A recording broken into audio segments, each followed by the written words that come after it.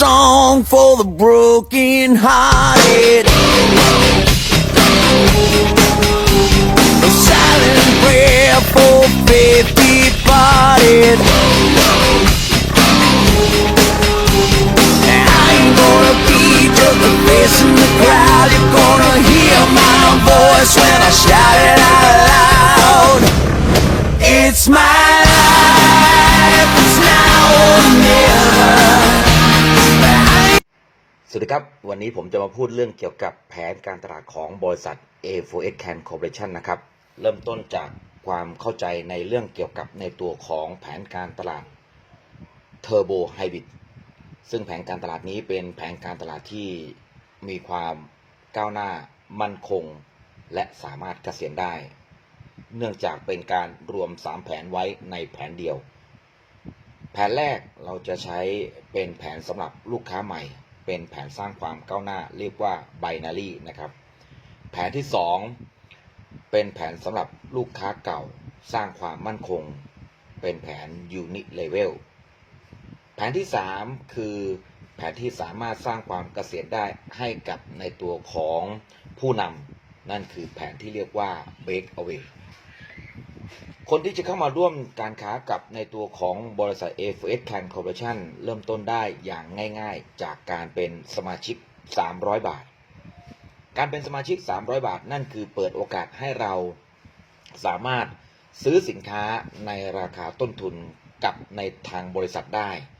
โดยที่ถ้าเกิดเรามีการซื้อสินค้าตั้งแต่60คะแนนขึ้นไปเราจะขึ้นตำแหน่งที่เรียกว่า Silverและถ้าเกิดมีการสะสมหรือมีการซื้อสินค้าในล็อตเดียวในจำนวน200 CV ขึ้นไปเราก็จะขึ้นตำแหน่งที่เรียกว่า Platinum สะสมครบจน500 CV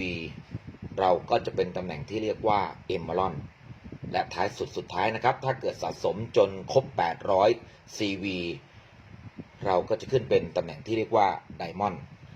การสะสมคะแนนไม่ได้มีการกำหนดจำกัดระยะเวลานะครับซื้อครั้งเดียวเก็บเกี่ยวได้ตลอดชีวิตนะครับแต่มีเงื่อนไขสำหรับตัวแทนที่จะจำหน่ายในตัวของ 4T ออกมาเป็น2เงื่อนไขนะครับคนที่จะเป็นตัวแทนสำหรับในตัวของ 4T จะต้องเป็นตำแหน่งที่เรียกว่า Platinum Special นี่คือเป็นข้อที่1นะครับ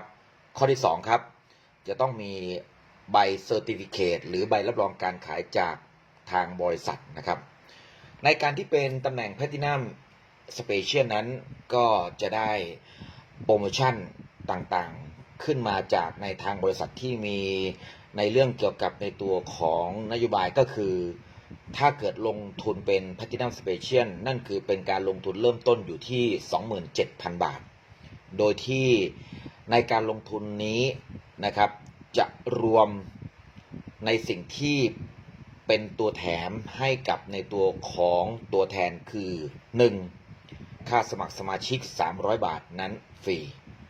2. ค่าสอบ C4 300 บาทฟรี 3. เสื้อ 4T แขนสั้น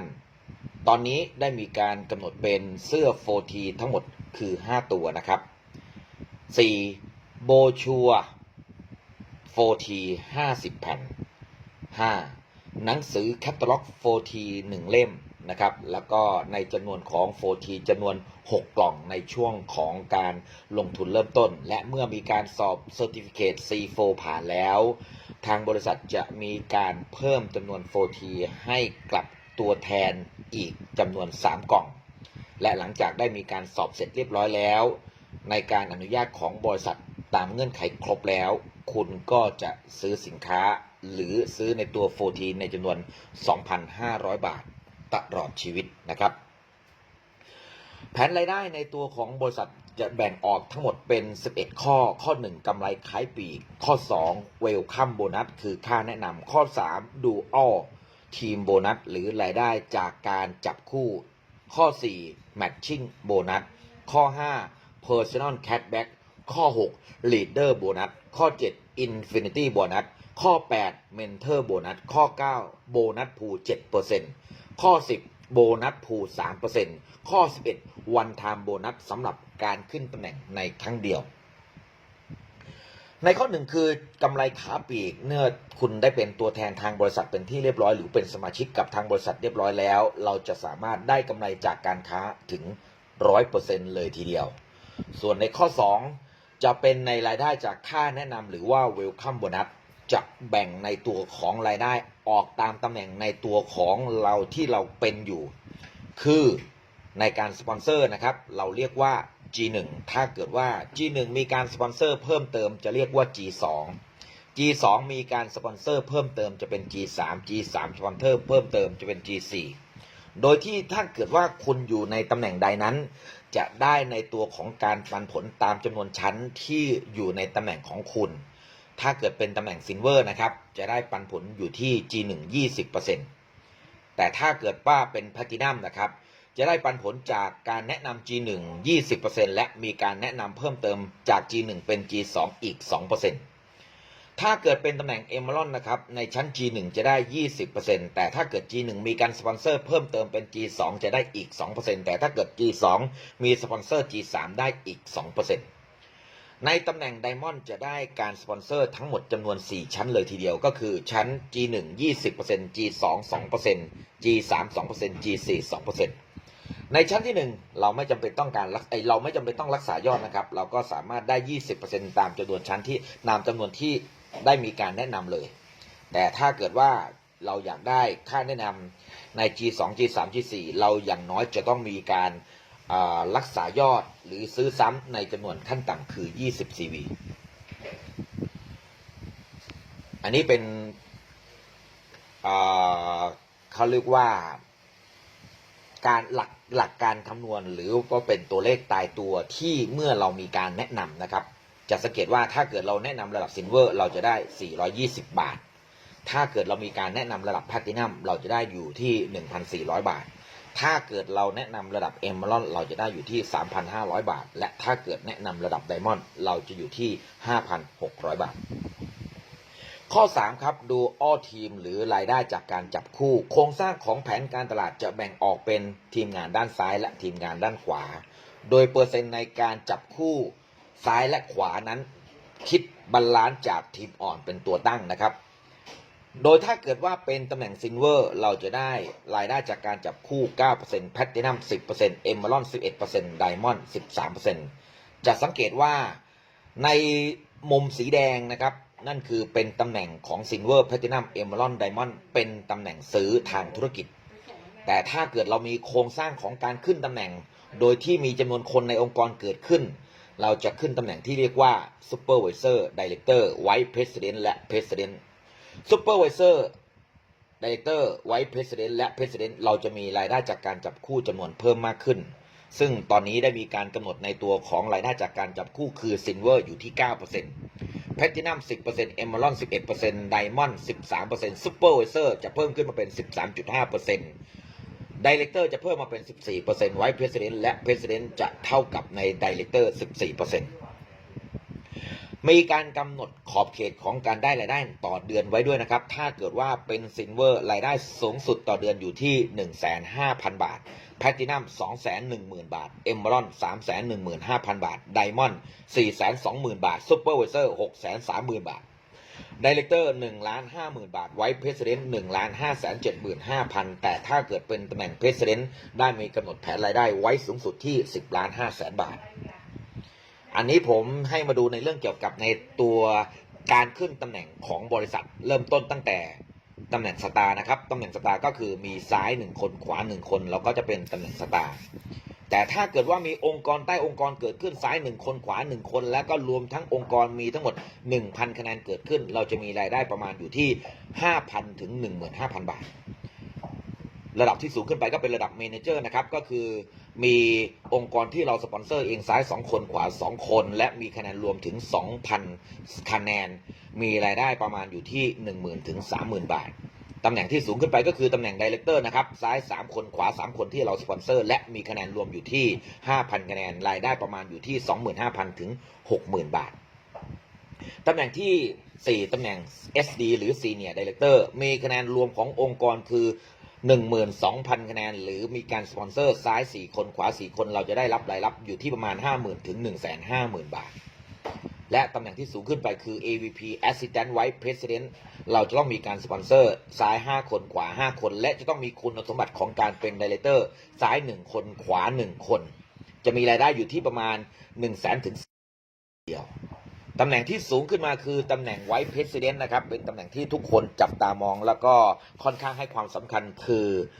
การที่มีคะแนนรวมถึง 80,000 คะแนนและก็มีในองค์กรที่เป็น Director ซ้าย2คนขวา2คนและคนที่เป็นสปอนเซอร์ลูกของเราต้องมีการรักษายอดอยู่ที่ซ้าย5คนขวา5คนเราก็จะมีรายได้อยู่ที่ 300,000 ถึง 1 ล้านบาทตำแหน่งสูงสุดที่เป็นอยู่ในณปัจจุบันนี้ที่บริษัทเป็นก็คือ SVPC เนี่ย Vice President นะครับจะมีคนที่เราสปอนเซอร์ซ้าย5คนขวา5คนและมีคุณสมบัติซ้าย3 Director ขวา3 Director เราจะมีรายได้อยู่ที่ประมาณ 800,000 ถึง 2 ล้านบาทเลยทีเดียวรายได้ในข้อ4คือเรียก matching bonus เป็นรายได้จากการที่เราบริหารองค์กรของเราให้มีองค์กรซ้ายขวาเกิดขึ้นถ้าเกิดว่ามีองค์กรซ้ายขวาเกิดขึ้นเท่าไหร่เราจะได้มีการปันผลคืนกลับในค่าลิขสิทธิ์ 10%ได้10,000เราก็จะได้คืน 1,000 ถ้าเกิดว่าสร้างเขาให้ได้ 50,000 เราก็จะได้คืน 5,000 แต่ในตัว matching bonus ได้มีการกำหนดขอบเขตของการได้รายได้คือถ้าเกิดเป็น Emerald เราจะได้ในการสร้าง G1 ชั้นเดียวคือ 10% แต่ถ้าเกิดเป็น Diamond เราจะได้ในค่าลิขสิทธิ์2ชั้นคือ G1 และ G2 ชั้นละ 10% Supervisor จะได้3ระดับชั้น Director จะได้4ระดับชั้นและ Senior Director จะได้ทั้งหมด5ระดับชั้นรายได้ในข้อ5เรียกว่า Leader Bonus เป็นรายได้ในลักษณะของการพัฒนาทีมเป็นรายได้จากการรักษายอดหรือการซื้อซ้ำขององค์กรและตัวเราถ้าเกิดเรามีการรักษายอดจากตัวเราแต่ไม่มีองค์กรเกิดขึ้นมีแค่องค์กรด้านเดียวเราจะได้ในตัวของการรักษายอดหรือการซื้อซ้ำของชั้น G1 10% ชั้น G2 20%แต่ถ้าเกิดว่าตัวเรารักษายอด60แต่มีซ้าย1คนขวา1คนรักษายอดเหมือนเราคนละ 60% เราจะได้3ระดับชั้นคือชั้นที่1 10% ชั้นที่2 20% ชั้นที่3 3%แต่ถ้าเกิดเรามีซ้าย2คนขวา2คนที่มีการรักษายอดเหมือนเราจะมีรายรับจากการรักษายอดชั้น G1 10% ชั้น G2 20% ชั้น G3 3% ชั้น G4 3%และถ้าเกิดว่าเรามีองค์กรที่มีการรักษายอดซ้าย3คนขวา3คนและเรามีการรักษายอด60 CV เราจะได้6ระดับชั้นเลยทีเดียวชั้น G1 ได้ 10% ชั้น G2 ได้ 20% ชั้น G3 ได้ 3% ชั้น G4 ได้ 3% ชั้น G5 ได้ 2% ชั้น G6 ได้ 2% ข้อแถมนะครับของแถมคือ Infinity Bonus ครับถ้าเกิดคุณขึ้นเป็นตำแหน่ง Supervisor รายได้จะมีการบวกเพิ่มให้อีก 3%นะครับโดยไม่มีการกำหนดจำนวนชั้นถ้าเกิดเป็น Manager คือ 6% และก็ Director 10% ยกตัวอย่างตามนี้นะครับคือถ้าเกิดว่าเป็น Supervisor เราจาก 10% ที่เคยได้จากการรักษายอดจะกลายเป็น13 20เป็น23แต่ถ้าเกิดขึ้นเป็นตำแหน่ง Manager เห็นไหมครับ 10% ก็จะกลายเป็น16% 20ก็จะได้เป็น 26% แต่ถ้าเกิดขึ้นเป็นตำแหน่ง Director 10ก็จะได้เป็น20 20ก็จะได้เป็น30รายได้ข้อ6นะครับ Mentor Bonus รายได้จากการพัฒนาผู้นำเป็นรายได้จากการสร้างองค์กรในความเป็นผู้นำเริ่มต้นจากการที่เราเป็น Director ก่อนนะครับถ้าเกิดเราเป็น Director เราจะได้ค่าบริหารองค์กรในชั้น G1 5% แต่ถ้าเกิดเราเป็น Senior Director เราจะได้ค่าพัฒนาองค์กร2ระดับชั้นคือ G1 และ G2 แต่ถ้าเกิดเราเป็น AVP เราจะได้มีค่าบริหารองค์กร3ระดับชั้นคือ G1 G2 G3 VP 4ระดับชั้น SVP 5ระดับชั้นข้อที่7นะครับ Personal Cashback เป็นรายได้จากการซื้อในรหัสของตัวเองโดยมีการกำหนดไว้ด้วยว่าถ้าเกิดมีซื้อสินค้าในการรักษายอดตั้งแต่20 CV ขึ้นไปเราจะได้เงินคืน 3% ถ้าเกิดซื้อ60 CV เราจะได้เงินคืน 4% แต่ถ้าเกิดเราซื้อ100 CV ขึ้นไปเราจะได้เงินคืน 5% รายได้ข้อ8เป็นรายได้ที่น่าจับตามองเป็นรายได้โบนัสของ CV แผนหลังจากการรักษายอดขององค์กรนะครับให้สำหรับตำแหน่งตั้งแต่ Director ขึ้นไป Senior Director AVP VP ถ้าเกิดในทุกระดับชั้นมีรายได้เท่าไหร่มียอดขายจากทางยอดซื้อซ้ำจากทางบริษัทเท่าไหร่หารในตัวตำแหน่งที่เกิดขึ้นจำนวนกี่ตำแหน่งแล้วหารได้จำนวนบุคลากรอันนี้หมายถึงว่าเราจะได้ทั้งบริษัทในการที่เป็นองค์กรที่ไม่ใช่องค์กรเราแต่เรามีส่วนร่วมในการได้รายได้7% ของการบริหารงานของบริษัทด้วยข้อ9เป็นโบนัสพูล 3% ของทั่วโลกนะครับ ข้อที่ 10 เป็น one time bonus ก็คือหมายถึงว่าถ้าเกิดคุณขึ้นตำแหน่ง Vice President เราจะมี one time bonus ให้ 150,000 บาทเป็น SVP ให้ 400,000 บาทเป็น EVP ให้ 1 ล้านบาทเป็น SEVP ให้ 2 ล้านบาทเป็น PEVP ให้ 5 ล้านบาทและเป็น President ให้ 10 ล้านบาทสิ่งนี้เป็นสิ่งที่สำคัญที่ผมอยากจะให้ทุกคนได้รับทราบในเรื่องเกี่ยวกับแผนการตลาดและมีโปรเจกต์หนึ่งที่ผมอยากให้ทุกคนได้รับทราบคือโปรเจกต์ Y เกษียณเร็วเกษียณรวยวันนี้ถ้าเกิดว่าคุณอยากจะสำเร็จเราปฏิบัติตาม3เงื่อนไขนี้นะครับ1เป็นหุ้นส่วนกับบริษัท2มีการรักษายอดอย่างน้อยเดือนละ60 CV 3มีลูกติดตัวอย่างน้อยคือ6คนแบ่งออกเป็นซ้าย3คนขวา3คนถ้าเกิดเราสามารถขยายงาน6คนนั้นได้และ6คนนั้นมีเจตนาและอุดมการณ์เดียวกับเราเขาก็สามารถที่จะทำ3เงื่อนไขได้เช่นเดียวกับเราฉะนั้นแล้วถ้าเกิดว่า6คนแรกสามารถทำ3เงื่อนไขจากตัวเราได้เราจะมีโบนัสก้อนแรกคือ 20,000 บาทในตำแหน่งเมเนเจอร์และถ้าเกิดว่าใน6คนนั้นสามารถทำ3เงื่อนไขสำเร็จก็จะกลายเป็น36คน36คนทำ3เงื่อนไขก็จะกลายเป็น216คนฉะนั้นเมื่อ36คนทำ3เงื่อนไขสำเร็จเราจะมีองค์กร216คนมีโบนัสก้อนที่2ตามมาคือ 50,000 บาทในตำแหน่งซีเนียร์ไดเรคเตอร์216คนที่เข้ามานั่นคือมีอุดมการณ์คติเดียวกับเราในความอยากที่จะรวยเพราะฉะนั้นก็จะต้องทำ3เงื่อนไขเช่นเดียวกันก็จะมีถ้าเกิดว่า216คนทำ3เงื่อนไขสำเร็จนั่นคือหมายความว่าองค์กรของเราจะมี 1,296 คนเป็นตำแหน่ง Vice President ที่มีรายได้ต่อเดือนคือ 250,000 บาทเป็นโบนัสที่ผมมองภาพว่าเราจะสร้างความมั่นคงและเกษียณได้ให้กับตัวเราขอบคุณครับสำหรับการฟังแผนการตลาดของบริษัท A4S Can Corporation นำเสนอโดยโอ๊ค อิทธิกร เศรษฐกวีขอบคุณครับสวัสดีครับ